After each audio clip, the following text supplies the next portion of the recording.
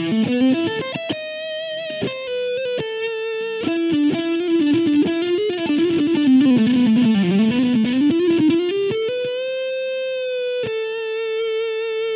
everybody, Dave Nassi here. We're going to do a pretty fun inspired by lesson today.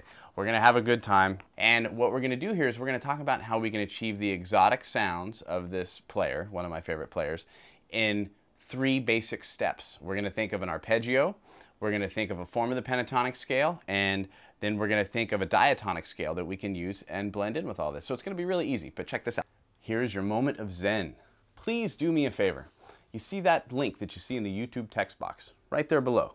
Go ahead and click on that link, and what you get when you click on that link is fantastic. You get a free video, not available on YouTube. It comes with a coinciding ebook that has all kinds of great information, scales, chord diagrams, all of that stuff, and it's free, and all you gotta do is just click on that link. So the things that we're gonna work in is off of an A. We're gonna start with an A minor arpeggio. Now, we're not gonna sweep this per se, but we just wanna map it out.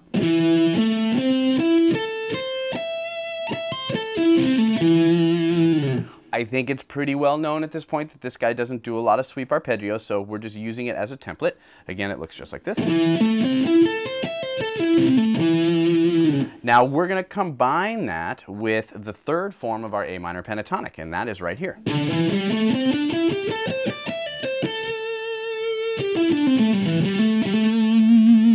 And we need one scale that we can use to pull all of this together. And because we're in A minor, we're going to use the tonality of the C major scale to keep us in our natural minor sound due to the fact that I keep resolving to my A note. That's a really big part of it. So what we're going to do then first is we're going to go piece by piece and see what we can do with each one to make it sound a little more exotic. Well, within the arpeggio, you know, our goal is to play it different every single time and not have something super structured, but moreover give you the confidence to play it, you know, different every time. And I'm going to take it like this. I'm going to sub out one of my notes. I'm going to bring in the B note into my arpeggio, and I'm going to slide it into the second half of my lick here. So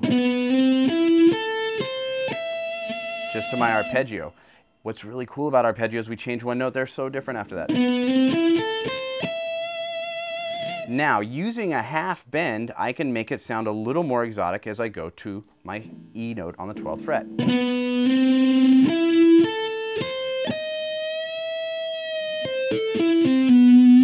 And now when I come back, it really gets a pretty special sound. Again, this is built from this structure.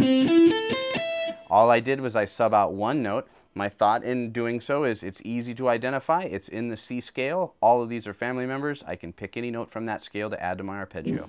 So if I have...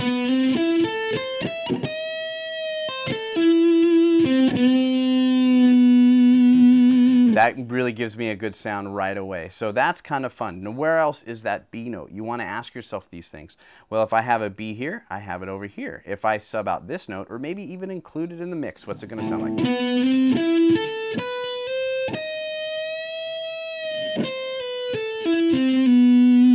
And again, right there, we have a nice little sound there. So we can create different sequences and play different things with these arrangements of notes. That's our original set there.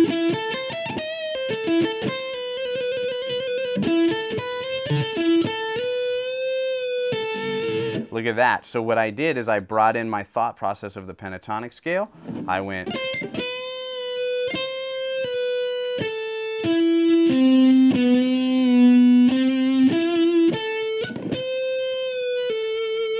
And I'm using these things to kind of guide myself through and do something a little bit different every time.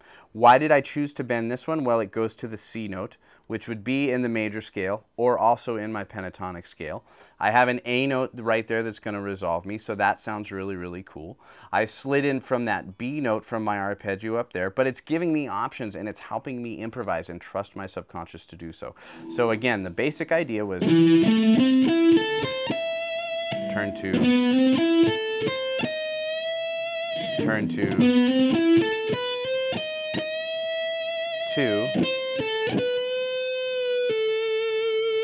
and that's just leading me along the path to get a little bit different note choice in there and to think about it in that kind of a way.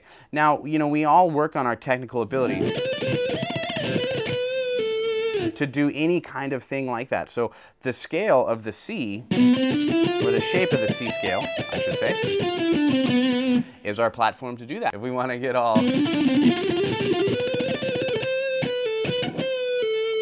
I can bring in some of these elements, but through half-step bends,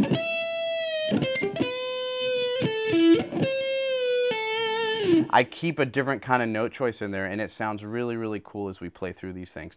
So we can do different, maybe variations of things like this.